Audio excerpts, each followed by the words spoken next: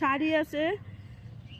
দাদা জিজ্ঞেস করলো কি কি আছে, তো বললাম যে এখানে শাড়ি আছে, নানান রকমের শাড়ি আছে, জামদানি আছে, তাঁতের শাড়ি আছে, হ্যান্ডলুম আছে, তো সব রকম শাড়ি আছে। তো বন্ধুরা এরকম মাথায় নিয়ে নিয়ে অনেক পরিশ্রম করে বাড়ি বাড়ি হকারি করে শাড়ি বিক্রি করতে হয়, তো অনেক কষ্ট করি বন্ধুরা।